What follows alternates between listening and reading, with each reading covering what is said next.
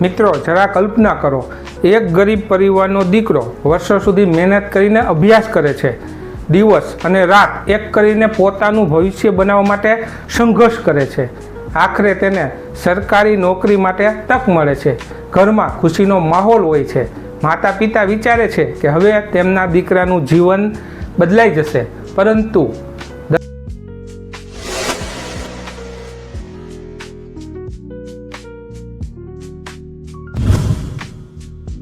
દસ્તાવેજોની ચકાસણી દરમિયાન એક એવી ભૂલ સામે આવે છે જેના વિશે તેને ક્યારેય વિચાર્યું પણ નહોતું. તેના સ્કૂલ લિવિંગ સર્ટિફિકેટમાં જન્મ તારીખ અને નામના સ્પેલિંગમાં થોડી ખોટી લખાયેલી હતી. જન્મ પ્રમાણપત્રમાં એક તારીખ અને સ્કૂલ લિવિંગ સર્ટિફિકેટમાં બીજી તારીખ અને નામ. આ એક નાની લાગતી ભૂલ તેના જીવનનું સૌથી મોટું દુઃખ બની ગઈ. નોકરી અટકી ગઈ. વારંવાર કચેરીઓના ચક્કર કાપવા પડ્યા. શાળામાં ગયો તો કહેવામાં આવ્યું કે હવે ઘણા વર્ષો વીતી ગયા છે, સુધારો શક્ય નથી. અધિકારીઓ પાસે ગયો તો એક ઓફિસમાંથી બીજી ઓફિસમાં મોકલવામાં આવ્યો. જે યુવાને પોતાના સપનાઓ માટે વર્ષો સુધી મહેનત કરી હતી, તે માત્ર એક કાગળની ભૂલના કારણે નિરાશ થઈ ગયો. મિત્રો, આ માત્ર એક વ્યક્તિની વાત નથી. આપણા સમાજમાં હજારો વિદ્યાર્થીઓ અને પરિવારો આવી સમસ્યાનો સામનો કરે છે. કોઈના નામમાં ભૂલ હોય છે, કોઈની જન્મ તારીખ ખોટી હોય છે, કોઈના પિતાનું નામ ખોટું લખાયેલું હોય છે, તો કોઈની જ્ઞાતિ ખોટી લખાયેલી હોય છે. અને વર્ષો પછી જ્યારે આ દસ્તાવેજોની જરૂર પડે છે ત્યારે મુશ્કેલીઓનો પહાડ ઊભો થઈ જાય છે.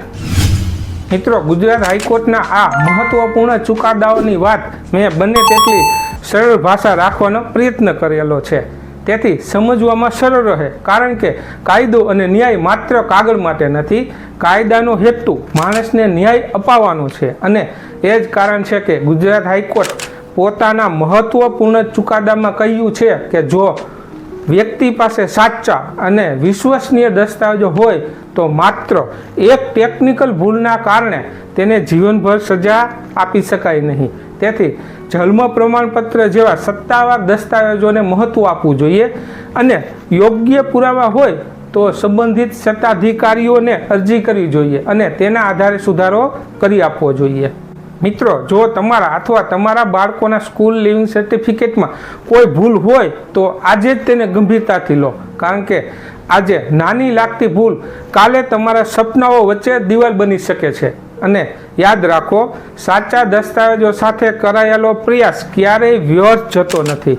તમારા અધિકારો જાણો, યોગ્ય પ્રક્રિયા અપનાવો અને જરૂર પડે તો ન્યાય માટે અવાજ ઉઠાવો. કારણ કે એક નાની ભૂલ તમારા ભવિષ્યનો નિર્ણય ન કરી શકે.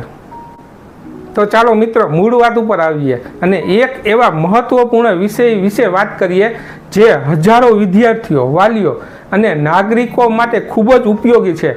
ઘણી વખત એવું બનતું હોય છે કે સ્કૂલ લિવિંગ સર્ટિફિકેટ એટલે કે એલસીમાં વિદ્યાર્થીનું નામ, અટક, જન્મ તારીખ, ધર્મ, જાતિ અથવા માતા પિતાના નામમાં ભૂલ થઈ જાય છે. શરૂઆતમાં ભૂલ નાની લાગે છે, પરંતુ જ્યારે વિદ્યાર્થી આગળ કોલેજમાં પ્રવેશ લેવા જાય અથવા સરકારી નોકરી માટે અરજી કરે, પાસપોર્ટ બનાવે અથવા અન્ય કોઈ સરકારી પ્રક્રિયા માટે દસ્તાવેજો રજૂ કરે, ત્યારે આવી ભૂલો મોટી મુશ્કેલી ઊભી કરે છે. ઘણા લાંબા સમયથી લોકોમાં એવી માન્યતા હતી કે એક વખત સ્કૂલ છોડ્યા પછી એલસીમાં કોઈ સુધારો થઈ શકતો નથી. ઘણા લોકોને શાળા અને અધિકારીઓ દ્વારા પણ આવો જ જવાબ આપવામાં આવતો હતો. પરંતુ ગુજરાત હાઈકોર્ટ પોતાના મહત્વપૂર્ણ ચુકાદામાં સ્પષ્ટ કર્યું છે કે જો દસ્તાવેજી પુરાવા ઉપલબ્ધ હોય અને સાચી માહિતી સાબિત થતી હોય તો માત્ર ટેકનિકલ કારણોસર સુધારો નકારી શકાય નહીં. મિત્રો, આજે આપણે જાણીશું કે હાઈકોર્ટ શું કહ્યું છે, શાળાની જવાબદારી શું છે, વિદ્યાર્થીના અધિકારો શું છે અને જો તમારા એલસીમાં ભૂલ હોય તો તમે શું કરી શકો. સૌ પ્રથમ સમજીએ કે સ્કૂલ લિવિંગ સર્ટિફિકેટનું મહત્વ શું છે. સ્કૂલ લિવિંગ સર્ટિફિકેટ માત્ર એક સામાન્ય કાગળ નથી. આ દસ્તાવેજ વિદ્યાર્થીની ઓળખ, શૈક્ષણિક ઇતિહાસ અને વ્યક્તિગત વિગતોનો સત્તાવાર રેકોર્ડ છે. ઘણી સરકારી અને ખાનગી સંસ્થાઓ એલસીને માન્ય દસ્તાવેજ તરીકે સ્વીકારે છે. જો એલસીમાં નામ ખોટું હોય તો આધાર કાર્ડ, પાન કાર્ડ, પાસપોર્ટ અથવા અન્ય દસ્તાવેજો સાથે વિસંગતિ સર્જાય છે. જો જન્મ તારીખ ખોટી હોય તો નોકરી, ભરતી, પરીક્ષા અને નિવૃત્તિ જેવી બાબતોમાં મુશ્કેલી આવી શકે છે.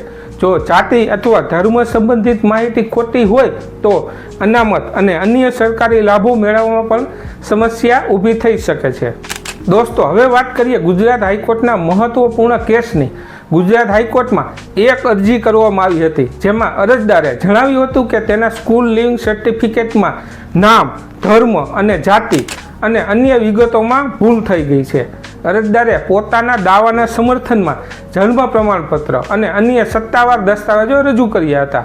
આ કેસમાં ગુજરાત હાઈકોર્ટના માનનીય ન્યાયમૂર્તિ A.S. સુપેહિયાએ મહત્વપૂર્ણ અવલોકનો કર્યા હતા. કોર્ટે નોંધ્યું કે જન્મ પ્રમાણપત્ર એક વૈધાનિક દસ્તાવેજ છે.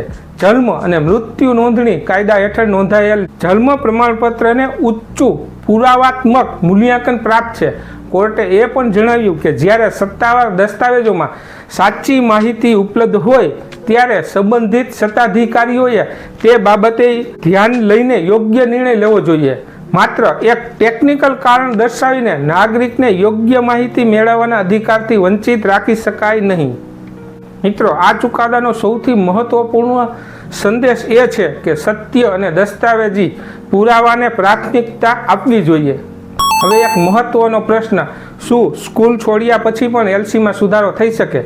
ઘણા ચુકાદાઓમાં ગુજરાત હાઈકોર્ટે સ્પષ્ટ કર્યું છે કે જો અરજદાર પાસે વિશ્વસનીય પુરાવા હોય તો માત્ર એ કારણસર અરજી નકારી શકાય નહીં કે વિદ્યાર્થીએ વર્ષો પહેલાં શાળા છોડી દીધી છે.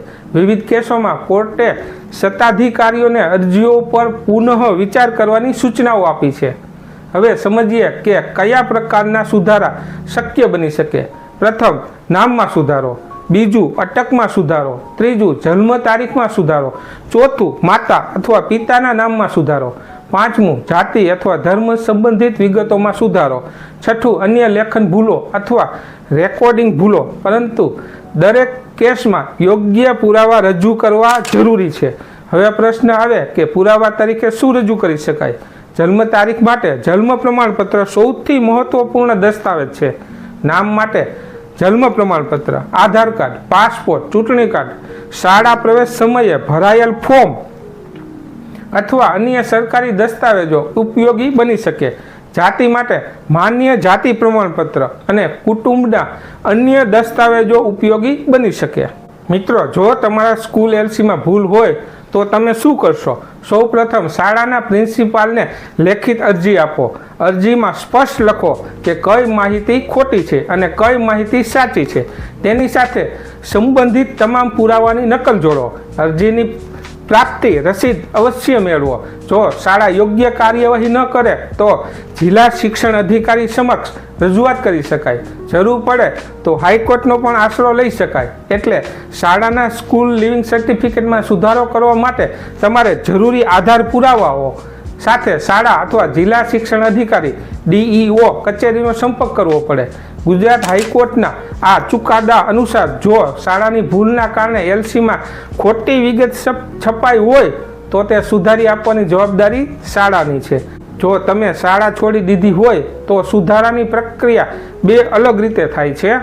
જો વિદ્યાર્થી હાલમાં શાળામાં ભણતો હોય તો અરજી શાળાના આચાર્યશ્રીને સંબોધીને વિગતો સુધારવા માટે લેખિત અરજી કરો.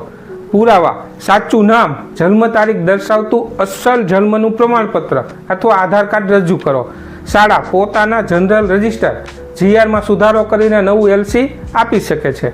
જો વિદ્યાર્થીએ શાળા છોડી ચૂક્યો હોય તો નિયમ મુજબ શાળા છોડ્યા પછી શાળા પોતાની મેળે LCમાં ફેરફાર કરી શકતી નથી. તેના માટે કોર્ટ ઓર્ડર મેળવવો પડે છે. જો નામ, પિતાનું નામ કે અટકમાં ફેરફાર કરવો હોય તો ગુજરાત સરકારની ગેજેટ વેબસાઇટ પર ઓનલાઈન અરજી કરીને નામ બદલ્યાનું ગેજેટ પ્રસિદ્ધ કરાવવું પડે છે. કોર્ટ ઓર્ડર અથવા ગેજેટ આવ્યા બાદ શાળા મારફતે જિલ્લા શિક્ષણ અધિકારી શ્રી DEOને ફાઇલ મોકલવામાં આવે છે. DEOની મંજૂરી મળ્યા બાદ જ શાળા નવું સુધારેલું LC ઇસ્યુ કરે છે. હવે એક ખૂબ જ મહત્વની વાત, ઘણા લોકો વિચારે છે કે જો ભૂલ તેમની પોતાની હોય તો શું થશે. આવા કેસમાં પણ અધિકારીઓ દસ્તાવેજી પુરાવાના આધારે નિર્ણય લે છે. દરેક કેસની હકીકતો અલગ હોય છે, તેથી યોગ્ય કાનૂની સલાહ લેવી જરૂરી બને છે. મિત્રો, ગુજરાત હાઈકોર્ટના આ પ્રકારના ચુકાદાઓનો મૂળભૂત હેતુ એ છે કે કોઈ વ્યક્તિ માત્ર કાગળ ઉપર થયેલી ભૂલના કારણે પોતાના કાયદેસર અધિકારોથી વંચિત ન રહે. જો કોઈ વ્યક્તિ પાસે સાચી માહિતી સાબિત કરતા દસ્તાવેજો હોય તો તંત્રએ ન્યાયસંગત રીતે તેની અરજી પર વિચાર કરવો જોઈએ. આ ચુકાદાઓ વિદ્યાર્થીઓ અને વાલીઓ માટે એક મહત્વપૂર્ણ સંદેશ આપે છે કે દસ્તાવેજમાં ભૂલ જણાય તો તેને અવગણશો નહીં. જેટલું વહેલું સુધરશે તેટલું સારું. વિડીયોના અંતમાં હું ફરી એકવાર કહીશ કે જો તમારી સ્કૂલ લિવિંગ સર્ટિફિકેટમાં નામ, જન્મ તારીખ, જાતિ, ધર્મ અથવા અન્ય કોઈ માહિતીમાં ભૂલ હોય તો ગભરાશો નહીં. સૌપ્રથમ યોગ્ય પુરાવા ભેગા કરો, શાળાને લેખિત અરજી કરો, જરૂર પડે તો ઉચ્ચ અધિકારીનો સંપર્ક કરો અને જો જરૂર હોય તો કાયદાકીય માર્ગ પણ અપનાવી શકાય. આમ, ગુજરાત હાઈકોર્ટે પોતાના મહત્વપૂર્ણ ચુકાદામાં જણાવ્યું છે કે જો સ્કૂલ લિવિંગ સર્ટિફિકેટમાં નામ, જન્મ તારીખ અથવા અન્ય કોઈ વિગતોમાં શાળાની ભૂલ હોય તો તે સુધારવાની સંપૂર્ણ જવાબદારી શાળાની છે. યોગ્ય પુરાવા રજૂ કરવામાં આવે તો શાળા સુધારો કરવા માટે ઇનકાર કરી શકતી નથી. આમ, ગુજરાત હાઈકોર્ટના વિવિધ ચુકાદાઓએ સ્પષ્ટ કર્યું છે કે યોગ્ય પુરાવા હોય ત્યારે સુધારા અંગેની અરજીઓને યોગ્ય રીતે વિચારવી જરૂરી છે. જો તમને આ માહિતી ઉપયોગી લાગી હોય તો વિડીયોને લાઈક કરો, વધુમાં વધુ શેર કરો અને ચેનલને સબસ્ક્રાઈબ કરવાનું ભૂલશો નહીં. ધન્યવાદ.